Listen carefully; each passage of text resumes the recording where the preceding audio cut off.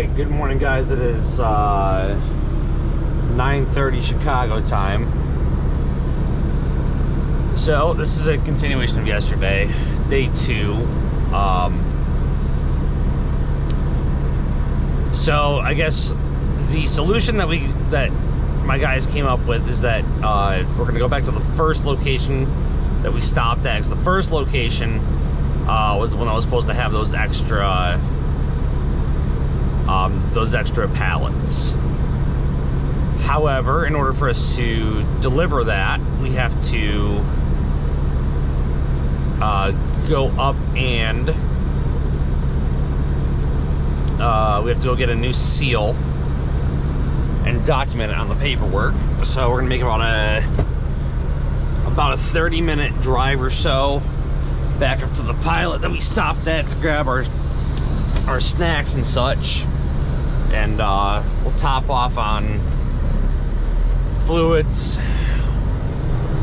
and we might try to hang out there for a bit in order to kill some time, because they don't want us to offload until 9 p.m. tonight, which isn't a big deal, luckily. Gives me a little bit of time to stop at the pilot, get a shower in, and it gives us some facilities as well.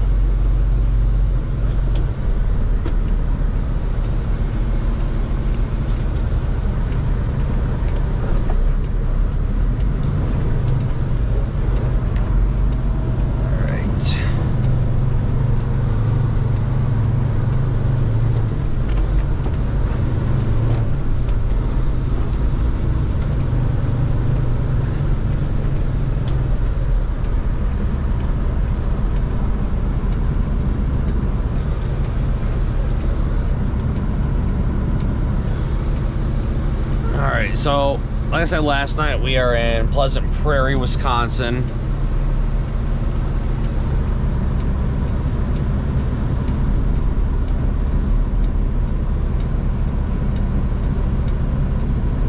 Heading up to Oak Creek to go to that pilot, grab a seal. Log it down on the paperwork, and then that company is going to reprint off the bills for us, luckily.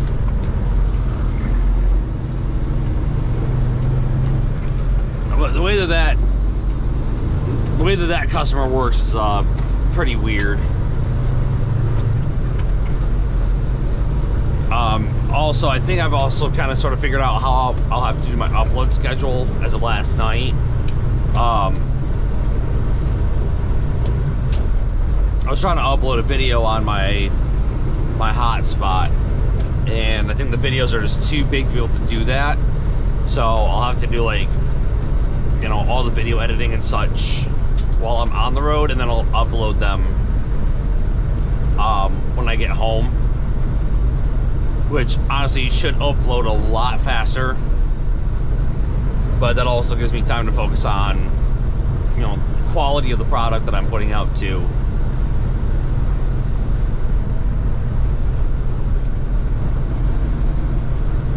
But I hope you guys' day's going well. I know last couple days have been pretty whack. But I'll tell you what, man, you know, you can't make this stuff up. This stuff is just it's insane. Luckily, you know, we're not having to drive, you know, whatever, you know, 6 hours back just to offload 3 skids when they'll just reprint the bills at the customer.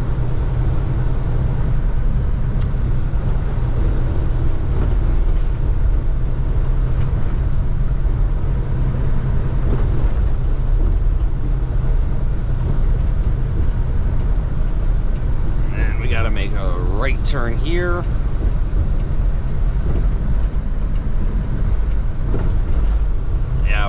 I wanted to say at one of the pilots in Oak Creek last night, but like I said before, it was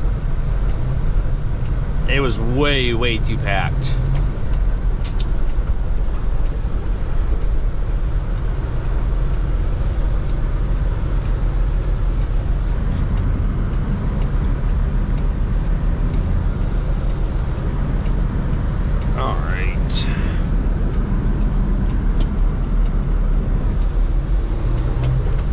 Go light.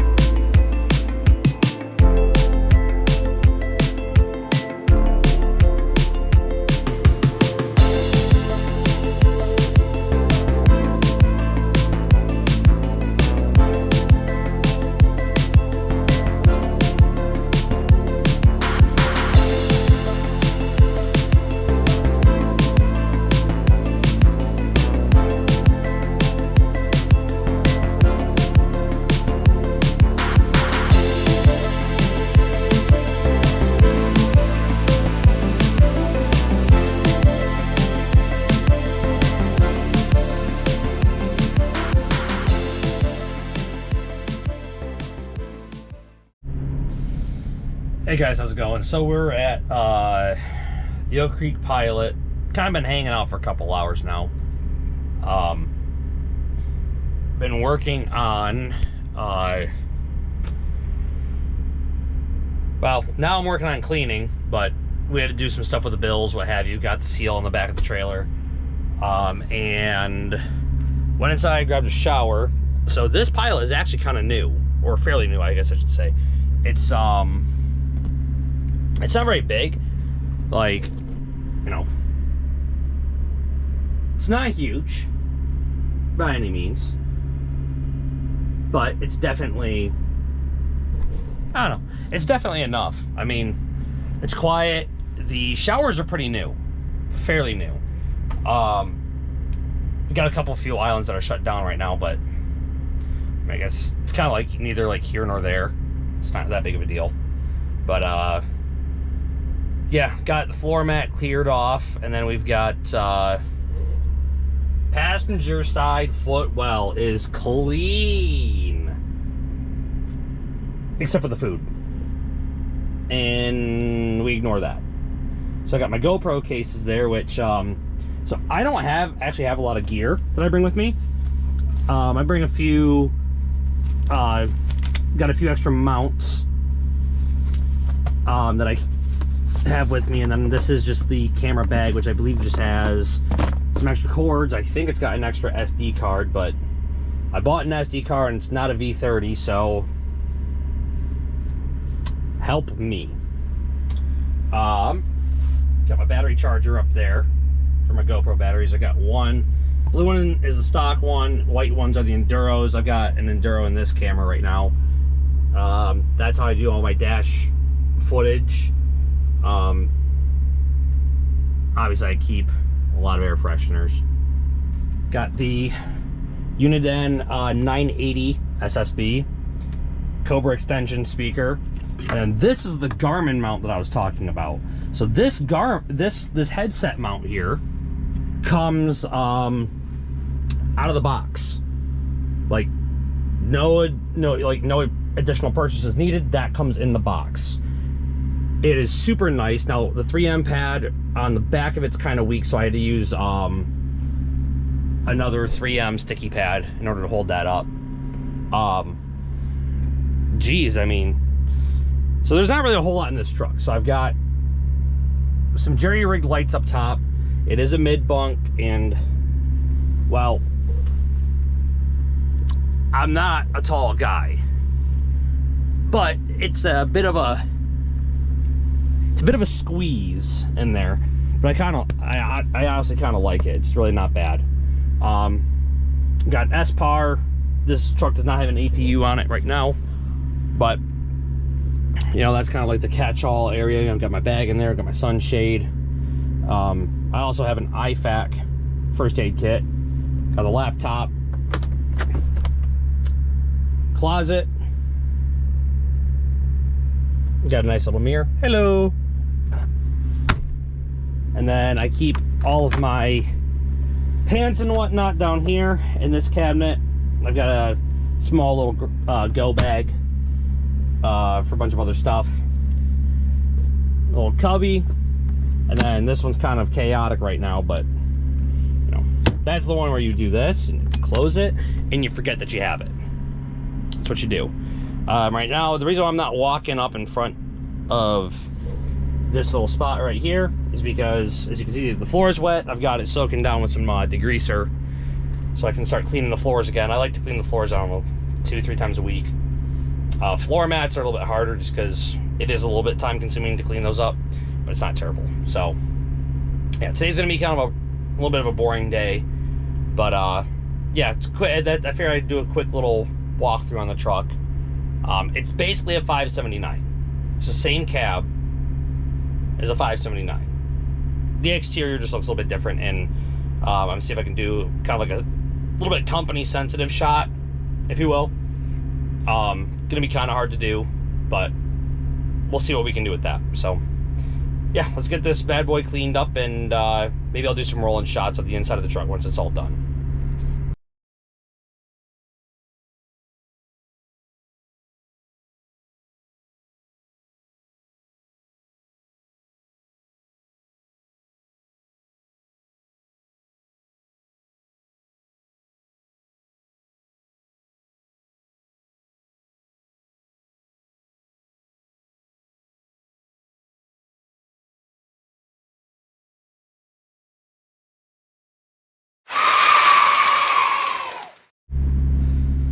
So, as I've been sitting here cleaning, I kind of wanted to, I was using a couple of these products, but I wanted to take a moment to talk about 3 products I keep in my truck at all time, that over the last, you know, almost 5-6 years, I've been using fairly often. It's not sponsored, however, if they want, love a sponsorship with any of them, but yeah, so I'm a bit of a hobby detailer back at, or you know, on my time off, love detailing vehicles, so I love having different products. So I usually use like a glass cleaner to get the majority of like the gunk and stuff off of all the buttons, steering wheel, that type of thing. But these are going to be finishing products. So this one I've had for a while, but the first one is, see if we can get it there, Turtle Wax's inside job. It is a ceramic and graphene solution. Works great, UV protectant. Doesn't leave a super filmy, like greasy finish on anything. Absolutely love it. This bottle's seen better days, but a little bit goes a long ways. And then for the second one, I've got a classic 303. Yeah, 303 Ultimate UV Protection, interior and exterior. I like to use this on black plastics, so trim pieces on a vehicle, that type of thing. If you really want that nice, you know, renewed look, it'll do it. You know, eventually, yes, it will wear off as you go through car washes, that type of thing. But if you're looking for a good finish product, this is a really great one. I like to use this one on my dash, sometimes on floors, sometimes on back panels in the truck here. Probably the more budget-friendly option, and you can get this one at a Meijer. I think you can also get it at a Walmart too, but it's Lucas Oil's Slick Mist. So this is fast and easy. It's got a really good smell to it. It's kind of Christmassy, kind of like a holiday smell. It's a really weird smell, but it smells great. It is safe for plastic, vinyl, leather, rubber, and metal. I haven't used this on metal, so I don't know how it would look. It might look a bit streaky. So this one's a little bit of a thicker solution, but it's still really good. I absolutely love using this one. I picked this one up again fairly recently, and I've been using this one again. Yeah, I used to use it a few companies ago, quite a bit in a Freightliner, because it did a really nice job for, you know, making things look nice, made the truck smell nice. And what I'm using for the floors right now, you don't have to buy a really fancy degreaser for cleaning floors, especially in these trucks. Don't waste your money on buying some really nice, expensive degreaser, because it's gonna get, your floor's gonna get dirty again. But Teleco can be bought at most Pilots. It's just a citrus scented degreaser. It smells a little bit weird, I'm not gonna lie. It does smell kind of funny, but luckily it doesn't stay around too long. Yeah, I was looking at the ingredients on it, and I don't know what causes it to smell the way that it does. It's a little bit weird. It's not super potent, not super pungent, but as you're spraying it, you will notice and go, that smells a little bit funky. But yeah, I wanted to talk about that real quick. And so I don't use paper towels ever when I'm cleaning my truck, unless it's a serious mess and I don't want to ruin rags. You don't have to go all out on rags. Just a simple microfiber. I usually keep a bunch of them in my truck underneath the bunk. That's one thing I probably won't show, because the underside of the bunk is, it's a storage area, so there's nothing really to see too much there.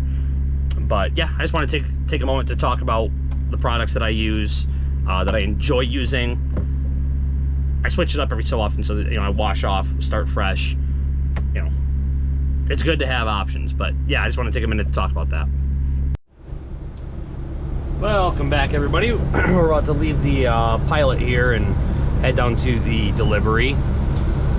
So that being said, we've got our best coffee on the road. Prove me wrong, or try to convince me otherwise. Pilot has the best coffee.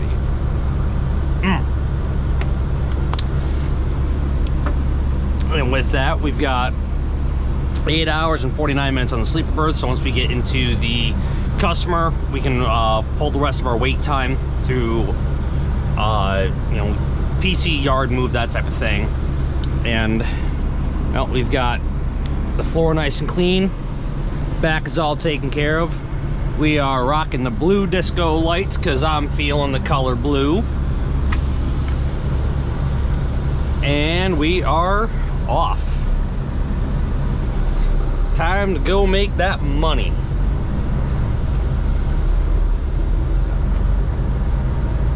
Oh man. Downside to having a nice long truck is that you got to make a really nice big wide turn.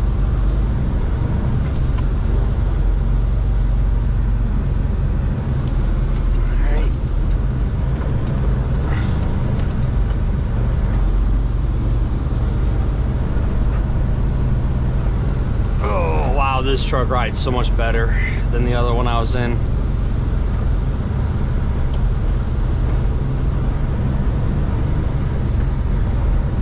So we topped off on diesel already, so we're back to being a-okay with that. And yeah, we'll be back on the freeway here in probably about the next couple of minutes, and we'll catch back up once we get stopped.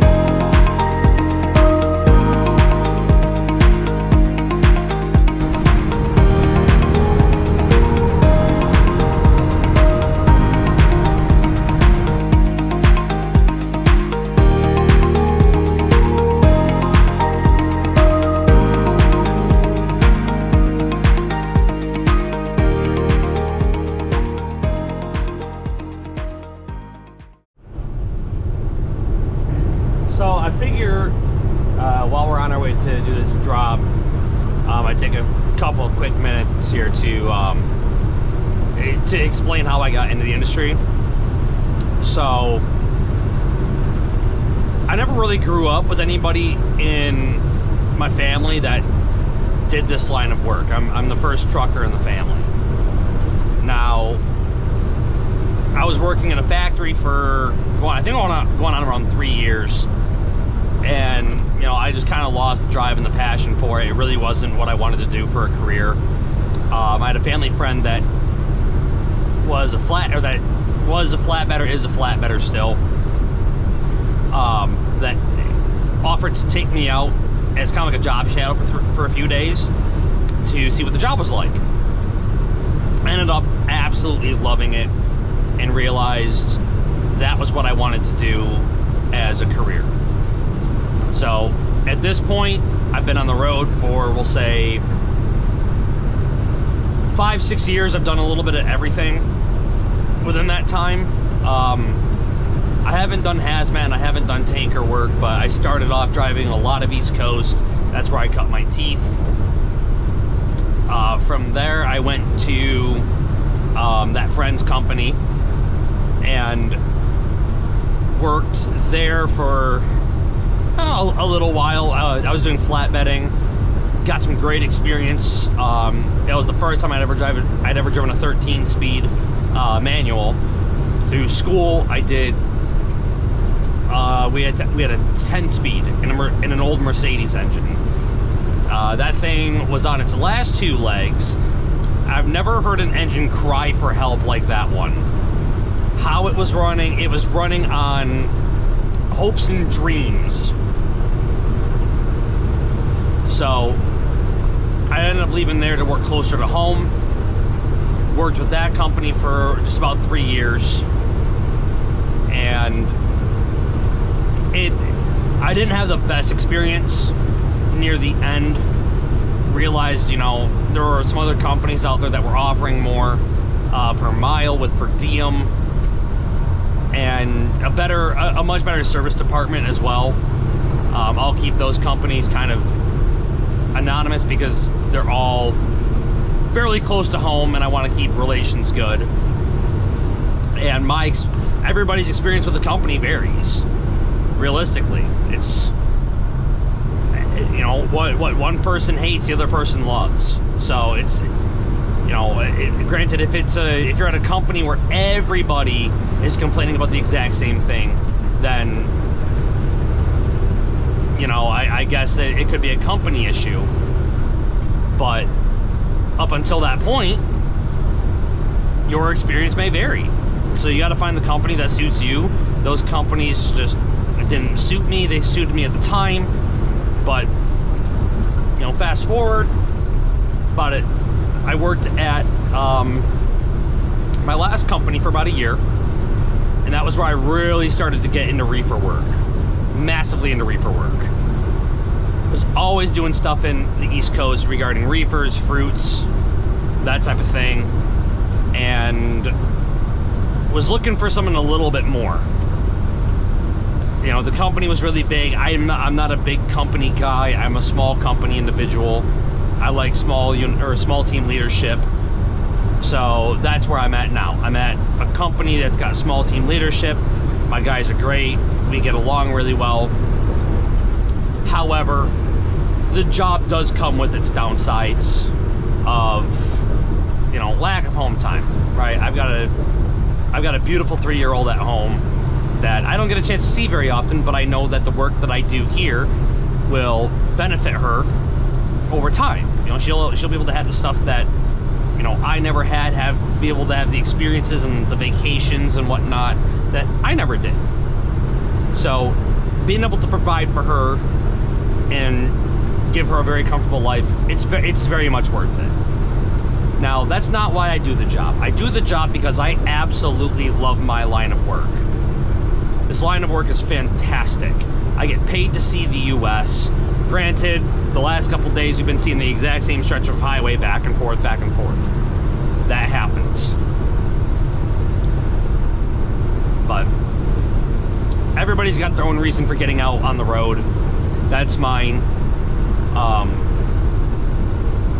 I've got a list of people to thank for that. the beautiful mother of my daughter. She encouraged me to go off and go do this, and my grandparents, which ultimately were able, they were the ones that helped facilitate the training so I could have a career and do what I do. Honestly, I would recommend this job to almost everybody. It's a great way to stockpile some cash, to really, to really make forward momentum at any point in your life.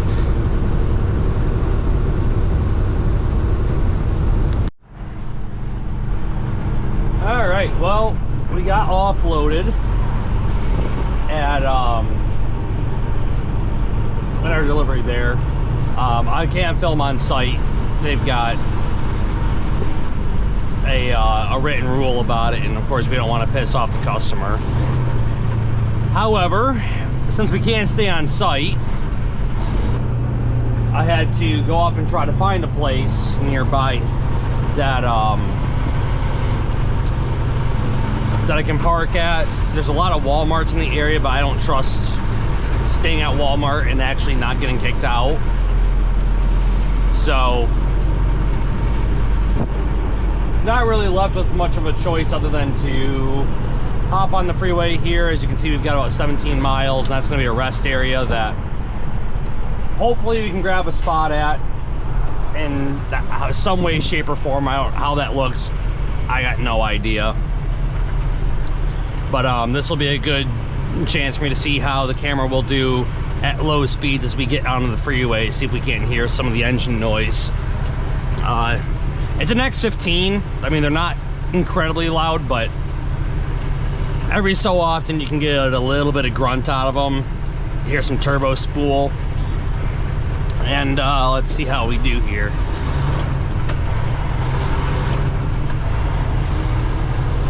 Just pure truck ASMR is what this is.